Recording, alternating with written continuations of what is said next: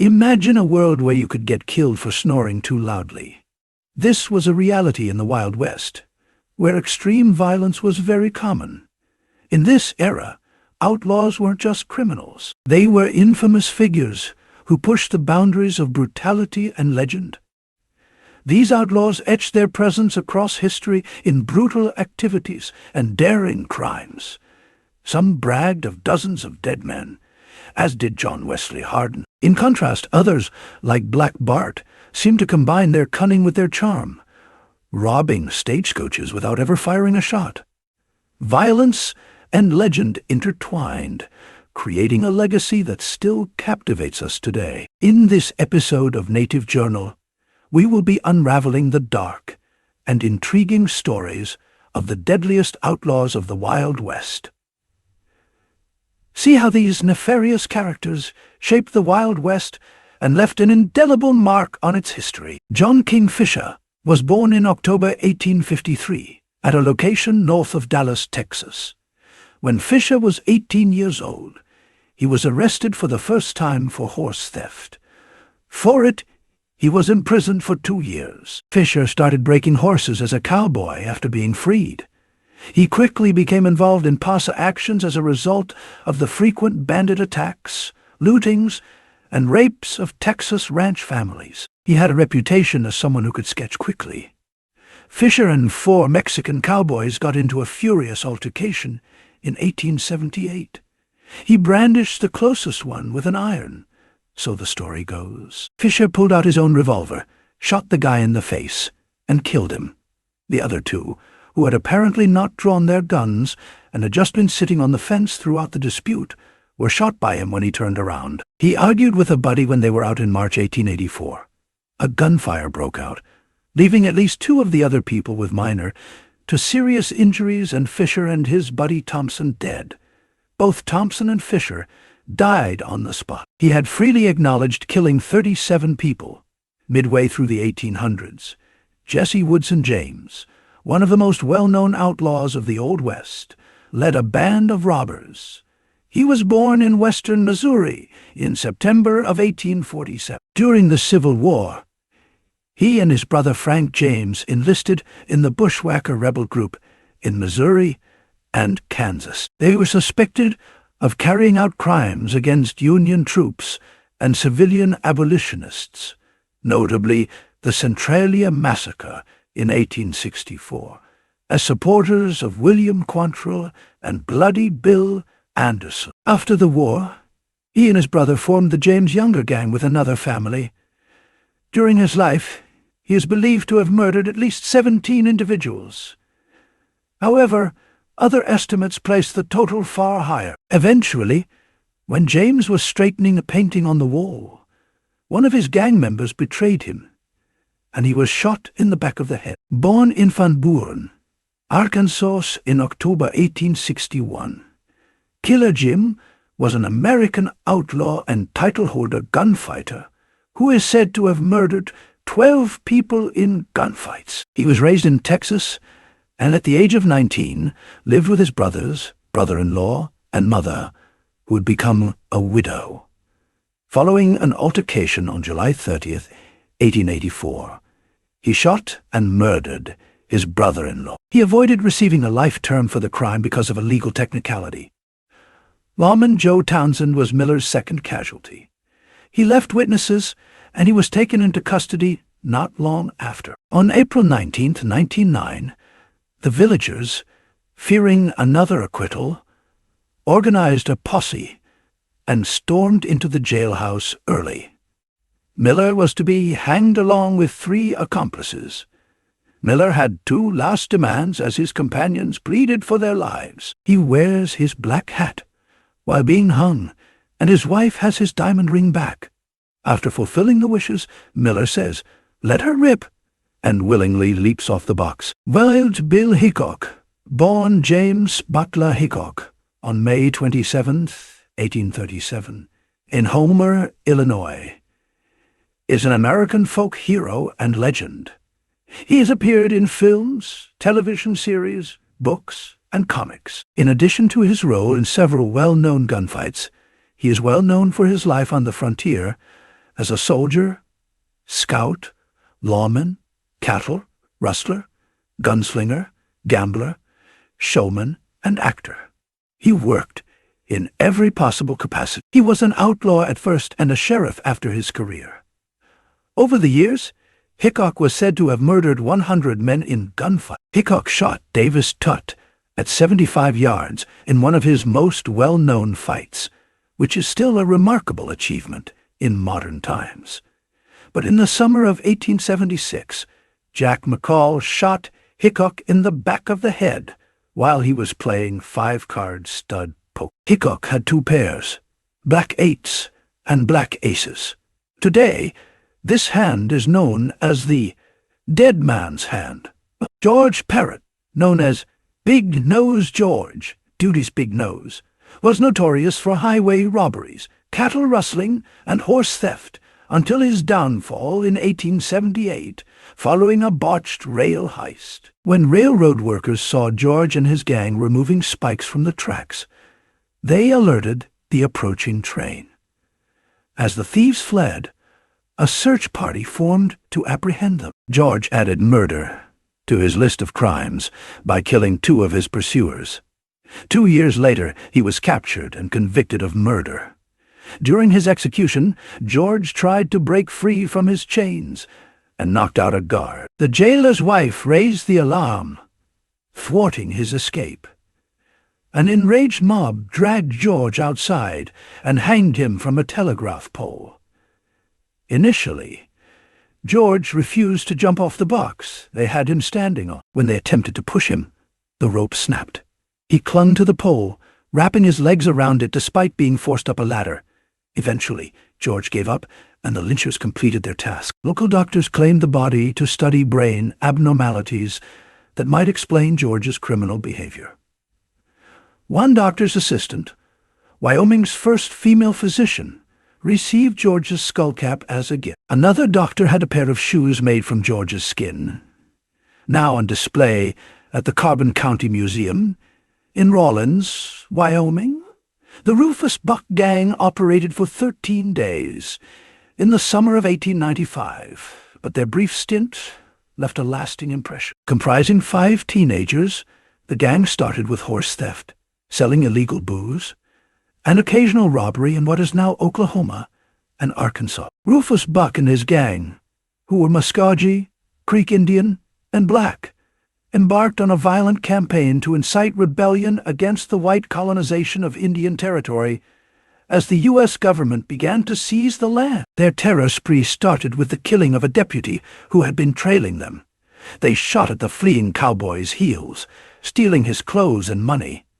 They also sexually assaulted several girls and women, some of whom died from their injuries. Although they sought unity, Rufus and his gang terrorized individuals of all races, fueling widespread outrage. A massive manhunt ensued, and law enforcement eventually caught up with the gang while they were camping in the mountains. A 7-hour gunfight erupted when the gang refused to surrender. After their capture, the 5 teenagers were convicted of rape and sentenced to death. Rufus Buck, the gang's leader, was around 18 when he was hanged. Billy the Kid, whose real name was William H. Bonney, is perhaps the Old West's most famous and notorious outlaw. Although born in New York City, he rose to prominence in New Mexico. His family gradually moved west, and Billy descended into a life of theft and crime, joining several infamous gangs and participating in the Lincoln County Cattle War. Captured by Pat Garrett in December 1880, Billy stood trial for murder in Mesilla, New Mexico, the following year and was sentenced to hanging. However, on April 28th, Billy managed to escape from prison, killing 2 deputies in the process. He remained at large until Garrett tracked him down, surprising and shooting him in the back.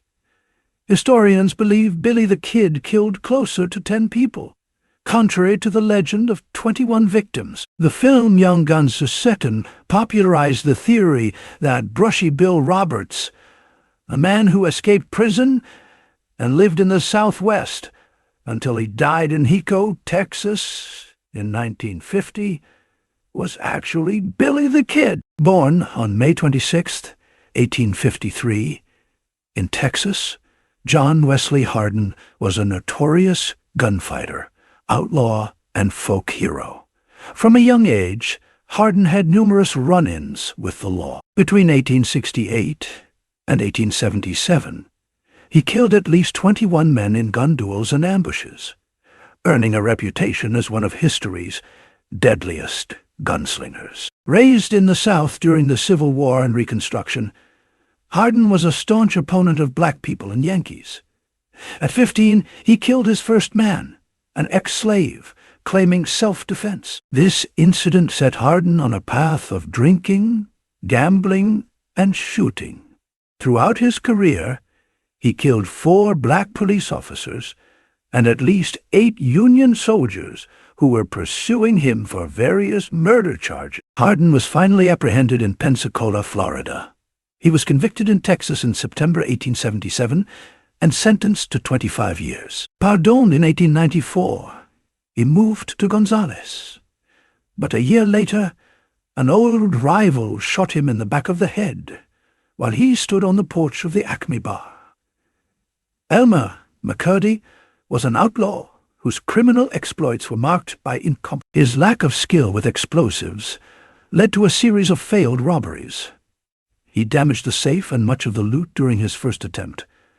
A second explosion destroyed a bank building, but the safe remained intact. His third and final heist targeted the wrong train, yielding only $46 and some whiskey instead of the $400,000 he aimed for. McCurdy was shot dead by law enforcement a few days later. The bizarre story of McCurdy continued after his death. When no one claimed his body, the undertaker embalmed him and charged a nickel per view. Years later, carnival workers, posing as McCurdy's brothers, took the corpse on the road as a sideshow attraction. McCurdy's body was moved between various exhibits until it ended up in an abandoned funhouse painted fluorescent green. In 1976, a television crew worker discovered the remains while filming, inadvertently breaking off McCurdy's arm and exposing human flesh and bone.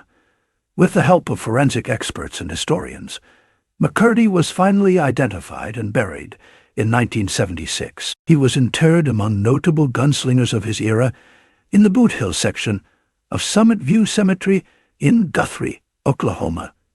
Joaquin Murrieta, an infamous thief and killer, was known as the Robin Hood of the West and was the bane of the newly founded state of California. It's reported that the governor formed the California Rangers specifically to take down Murrieta and his gang. Legend has it that Murrieta was a hard-working miner and respectable Mexican-American man who was tormented mercilessly by the white miners and settlers who were flooding California. After a group of thugs battered him, sexually assaulted his wife, and killed his brother, Murrieta finally snapped. He vowed war on all things and everyone American in reprisal. The authorities of California sought Murrieta and his gang, the 5 Joaquins, after they were accused of many violent homicides and thefts. Captain Henry Love of the California Rangers said, in July 1853, that he and his men had executed 4 members of the gang, including Murrieta and his accomplice, 3-fingered Jack Garcia. To collect the $5,000 prize, the Rangers needed documentation of the deaths. Still, no photographers were nearby to take images of the corpse. Thus, the men severed 3-fingered Jack's hand and Murrieta's head, keeping them in a container filled with wine. The hand and head remained on exhibit until 1906, when an earthquake is said to have destroyed them. The exquisite bowler hat, cravat, and tweed suit of the charming elderly gentleman left no doubt in San Francisco's mind that he was a legendary stagecoach thief. However, the man referred to throughout the community as Gold Mine. Charles A. Bolton was no other than Gentleman Bandit Black Bart. Bolton robbed over 28 Wells Fargo stagecoaches over 8 years. He would wave his weapon and tell the driver to stop, dressed in a long white linen coat with a flour bag over his head. He would ask the driver to please throw down the box, and he would get it.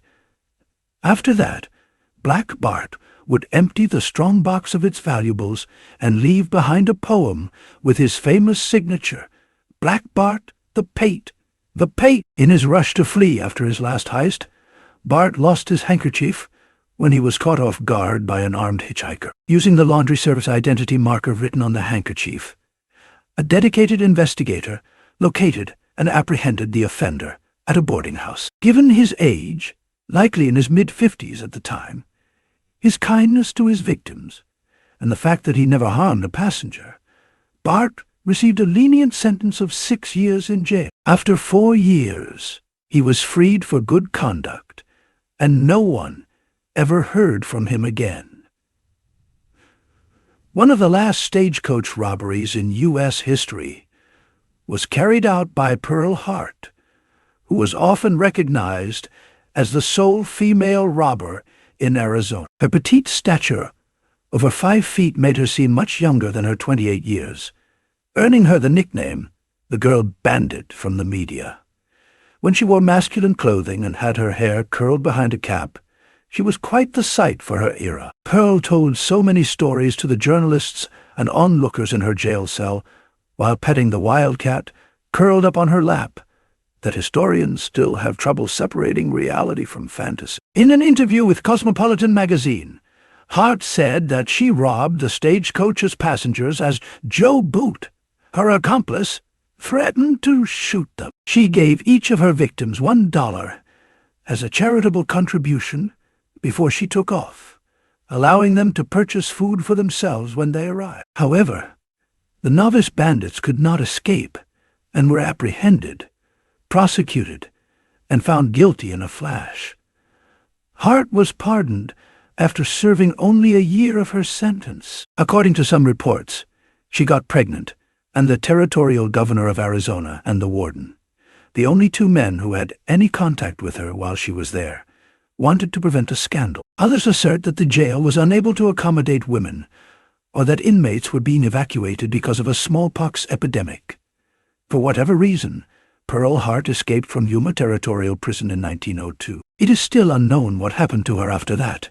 Myra Mabel Shirley, the mother of Belle Starr, came from a wealthy family that lost everything during the American Civil War. After the war, the Shirley family, who had Confederate sympathies, moved southwest to Texas, where their home became a refuge for outlaws, such as Jesse James and the younger brothers. In an event reputedly occurring on horseback, outlaw and alleged murderer Jim Reed married Belle Starr. After Reed was killed, Starr married Sam Starr, and together they established a cattle rustling operation that quickly gained infamy. Following Sam's death in a firefight, Belle Starr dated dubious individuals such as Bruce Younger and infamous Bandit Bluford Blue Duck. Renowned for her skill with a gun and her riding prowess, Starr is said to have engaged in several acts of robbery, theft, and murder, as well as often providing refuge to fugitives. She donned high-top boots, cartridge belts, and 2 revolvers. Yet she insisted on always acting like a lady, even while riding side saddle. In fact, when she was hauled before hanging Judge Isaac Parker for horse theft, it is said that her ladylike appeal spared her from the hangman's noose. A few days before turning 41, Starr was attacked while returning home after going to Fort Worth with her partner, Bill July, to appear in court. The petticoat terror of the plains was found face down in the mud. Despite her own son being a suspect, her killer was never apprehended. Belle Starr rests at Younger's Bend near Stigler, Oklahoma, where a gravestone etched with a horse, a star, and a bell marks her final resting place. Samuel Bass was born on July 21st, 1851, in Mitchell, Indiana. Bass was upright. His desire was to become a cowboy by going to Texas. It was a basic and uncomplicated dream. He eventually accomplished it, but after a season, He realized he didn't like it. For some people, it may be a lot of work to go from a modest farmer to a well-known criminal, but Bass easily achieved it. He started robbing banks and stagecoaches, and he became very good at it in a short time. Following his 7th stagecoach heist, Bass and his group decided to target larger targets by robbing trains. Ultimately, they made off with almost $60,000 from the Union Pacific Gold Train heist from San Francisco, which remains the railroad's biggest theft. Unfortunately, his life was cut short after traveling to rob a small bank in Round Rock. He was shot by Texas Rangers and died 2 days later, which happened to be his 27th birthday. Thanks for watching. Please like and subscribe for more historical content like this. See you in our next video.